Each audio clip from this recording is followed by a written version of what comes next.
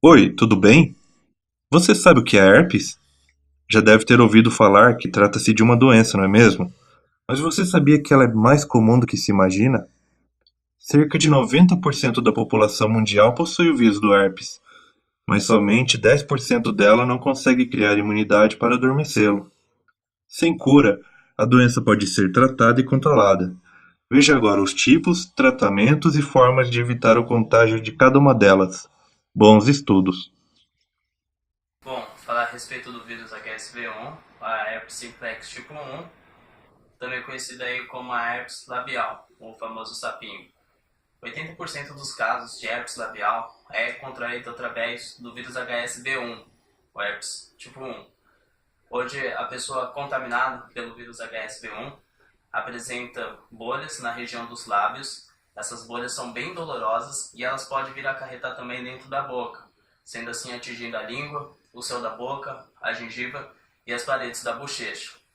Hoje, a principal forma de contaminação do vírus HSV1 é através do contato labial, o beijo. Então, hoje, quando rola aquela troca de saliva, a pessoa fica vulnerável a ser contaminada.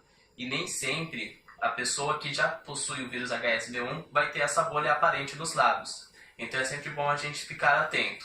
Outra recomendação dos médicos é que a gente nunca faça o uso coletivo de talheres ou copos. É sempre bom que nós mesmos sejamos responsáveis pela higienização dos nossos talheres e copos, evitando ao máximo emprestar aos outros, para que assim a gente não acabe contraindo esta doença.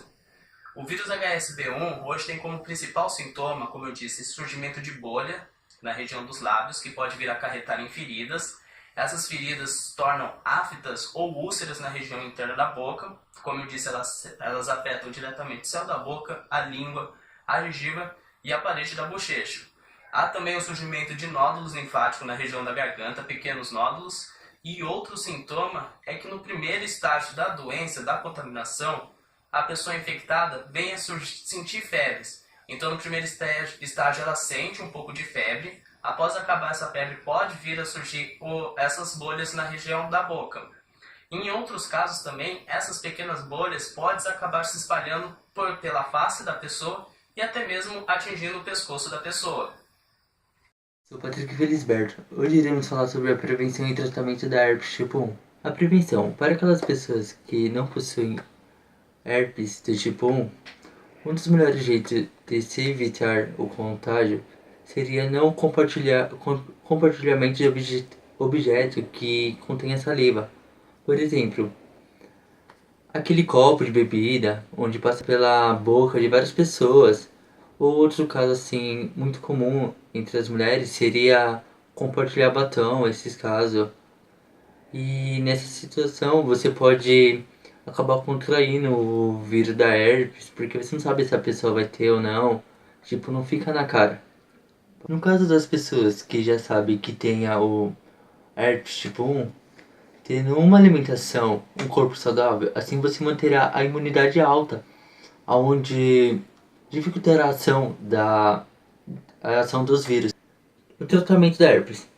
Para curar o herpes na boca mais rápido, diminuindo a dor, o desconforto e o risco de contaminar outras pessoas. Pode-se aplicar uma pomada antiviral a cada 2 horas, logo que o sintoma de coceira ou bolha comece a surgir. No caso mais grave, em que o herpes demora mais de 10 dias para desaparecer, o médico pode ainda recomendar o uso de comprimidos antivirais, como Farmiclovis ou Peniclove, para reduzir a manifestação dos vírus.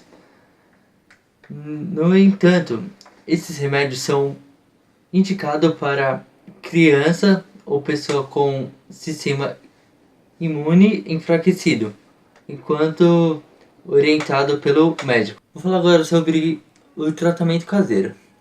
Um bom tratamento caseiro é consistente com um dente de alho por dia.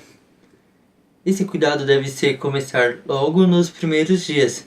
Uma outra forma de diminuir a frequência da herpes é tomar um suplemento de lisina.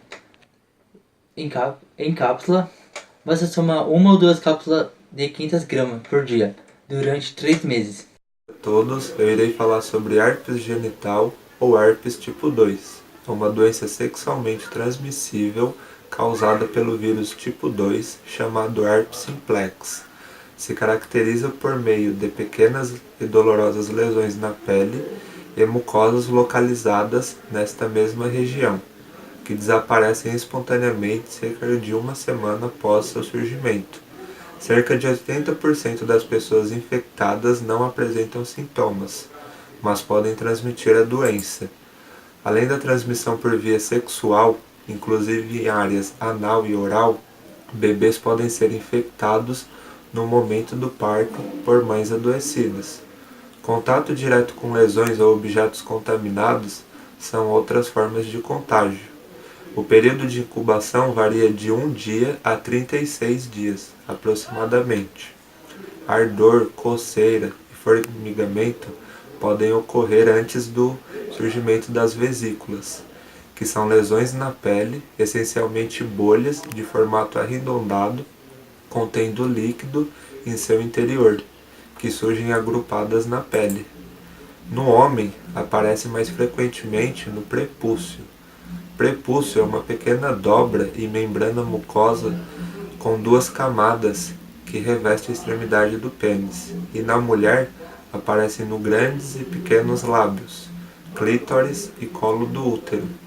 Em ambos pode haver corrimento e ardência ao urinar.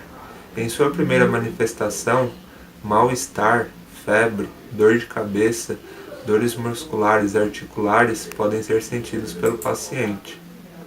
Dificilmente é eliminado do organismo, pois o patógeno tende a migrar pela raiz nervosa, alojando-se em glândulos neurais. Desta forma, é considerado um tipo de infecção recorrente que se manifesta geralmente em períodos que o indivíduo está com baixa imunidade. Oi galera, tudo bem? Eu vou falar sobre a prevenção e o tratamento da herpes genital. Começando pela prevenção. Como se tratando de uma DST, a melhor forma de você se prevenir contra a contaminação ou contra a transmissão desse vírus é utilizando preservativo nas relações sexuais. Como a maioria das DST, você utilizando camisinha, você diminui muito o risco de você pegar ou transmitir esse vírus. Vale lembrar também que uma pessoa que ela já tem o vírus da herpes, a camisinha não diminui, a camisinha não é tão eficaz, porque às vezes essas lesões aparecem em locais que a camisinha não cobre. É bom também a pessoa que tem algum sintoma, ou ela está com suspeita de estar com o vírus da herpes, ela evitar ter relações sexuais, para que ela não transmita o vírus para outras pessoas inconscientemente. É bom também lembrar que esse vírus ele pode aparecer no meio de um casal que já tem uma relação sexual de um longo período, mesmo se um dos dois ter tido relação com outra pessoa fora do casamento. Isso porque um dos dois ou os dois já tinha esse vírus, só que ele não apresentava os sintomas e o vírus se desenvolveu. Agora eu vou falar do tratamento. A herpes é uma doença que não tem cura. No entanto, no mercado existem remédios e tratamentos que conseguem deixar a pessoa que está com essa doença com uma vida praticamente normal. Ou seja, mesmo que ela tenha lesões, os tratamentos que tem hoje no mercado são muito eficazes porque eles conseguem diminuir bastante as dores que a herpes traz, as coceiras, às vezes criam umas bolhas, e aí o paciente pode até voltar a ter relação sexual com menos chance de passar a herpes. Então pessoal, é isso que eu queria falar e boa noite. Boa noite, meu nome é Albert e hoje eu vou falar sobre a herpes zoster, mais conhecida também como cobreiro. Apesar do nome herpes, ela não tem nenhuma ligação com a herpes labial ou genital e ela também não é uma DST. Na verdade, ela se trata de uma reativação do vírus varicela zoster, que é bem conhecido dos brasileiros, pois ele provoca a varicela ou catapora. O vírus da varicela zoster ele fica incubado em algum nervo depois de causar a catapora. Não se sabe o motivo ao certo por que ele se reativa, mas sempre está ligado ao fato da imunidade do hospedeiro estar baixa, seja por motivos de idade ou outros motivos, como estresse, remédios imunossupressores ou doenças como a AIDS e o câncer. Bom, o vírus da varicela zoster ele é muito comum. E também por ele ficar incubado após causar a catapora, Estima-se que 20% das pessoas em algum momento de suas vidas terão a herpes zoster. Após a reativação do vírus, ele corre o nervo enquanto ele estava incubado. Os primeiros sintomas são formigamento e dor, a área fica bem sensível. Nos primeiros dias também podem ocorrer febre baixa. Nos primeiro ou segundo dia, mais ou menos, começa a aparecer a vermelhidão e também eclodem as primeiras vesículas no local.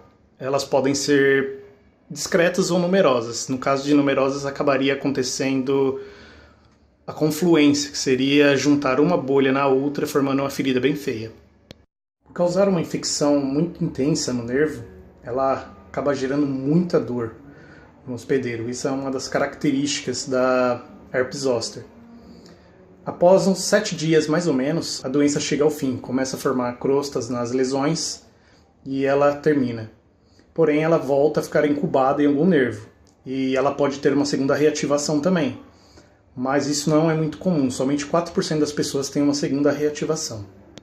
Em alguns casos, a lesão no nervo ela pode ser tão grave, tão severa, que a dor permanece mesmo após o final da doença, podendo chegar a 100 dias em média, ou em alguns casos raros, ela pode ser permanente. Bom, as lesões elas costumam aparecer na região do tórax, podendo irradiar para pernas e braços, ou para a parte da frente do tórax. Ela também aparece na face, que ela pode irradiar também para o nervo óptico, causando algum problema de visão. Como os nervos são separados entre direita e esquerda, ela fica localizada somente em um desses dois lados. Em alguns casos, quando o paciente está com a imunidade muito debilitada, ela pode se irradiar para o corpo inteiro. Apesar do vírus ser o mesmo que causa a catapora e a herpes zoster, a contaminação é diferente. No caso da catapora, ela se dá por um contato com as vesículas, com o líquido que tem dentro delas, e também através da saliva, por espirro ou tosse. No caso da herpes zoster, somente se você entrar em contato com o líquido das vesículas. Por que isso? Porque a infecção ela fica localizada somente no nervo, ela não se espalha para o resto do corpo. Então a sua saliva provavelmente não vai contaminar. Só em casos muito raríssimos que ela vai se espalhar para o corpo inteiro, daí pode haver um contágio dessa forma, mas é muito difícil. Caso uma pessoa se contamine com esse vírus, se for a primeira vez que ela entra em contato com ele, ela vai apresentar a catapora. Caso ela já tenha tido catapora, ela vai ter a herpes zoster. É isso. Boa noite. Tchau, tchau. Olá! Agora que você já sabe o que é a herpes zoster e como ela ocorre, vamos falar sobre as formas de prevenção e tratamento. Diferente dos demais tipos de herpes, a zoster não é uma doença sexualmente transmissível, sendo a principal forma de contaminação pelo herpes zoster o contato com pessoas contaminadas, como já foi dito na sessão anterior. Portanto, o mais importante para a prevenção é tomar cuidado com a manipulação das feridas, devendo-se lavar as mãos sempre antes e depois de cuidar das lesões. Ao notar que as pequenas bolhas formadas estão estourando, o indivíduo deve cobrir a região, para impedir que o líquido presente no interior dessas bolhas, que contém o vírus, vaze e acabe facilitando a contaminação de outras pessoas. Outro ponto importante é sempre separar toalhas e objetos pessoais que entrem em contato com a lesão. A herpes zoster tem um histórico de autocura, ou seja, mesmo que nada seja feito, os sintomas podem desaparecer em 7 dias. No entanto, o tratamento precoce, assim que se nota o aparecimento das primeiras lesões, com medicação via oral, analgésicos e antivirais, pode diminuir o aparecimento da dor intensa. No caso de lesões na região do rosto, recomenda-se o acompanhamento de um oftalmologista, a fim de evitar que lesões ocorram no nervo óptico, agravando a situação. Existe uma vacina contra o vírus varicela ministrada pela rede pública em crianças para a prevenção da catapora. É possível que essa vacina também previna o herpes zoster. No entanto, essa informação ainda não é comprovada. Existe também uma vacina específica para o herpes zoster, com aprovação da Anvisa, ministrada a partir dos 50 anos, a fase de maior risco no aparecimento da doença. Além de prevenir a doença, também previne a incidência de neuralgia pós-herpética e seus quadros dolorosos. No entanto, infelizmente, essa vacina não é disponibilizada na rede pública. Outra recomendação para pessoas que tiveram catapora na infância e estão com problemas imunológicos na fase adulta de grande incidência do herpes zoster é a ingestão de vitaminas do complexo B, que protegem os nervos, evitando processos dolorosos no caso de uma incidência do vírus. Esperamos que essas informações tenham sido de grande utilidade a todos. Em caso de dúvidas, nosso material de apoio foram os livros Medicina Interna de Harrison, 11ª edição, e Patologia de Anderson Kissani, 7ª edição. Ambos encontram-se na biblioteca. Nosso muito obrigado e até a próxima.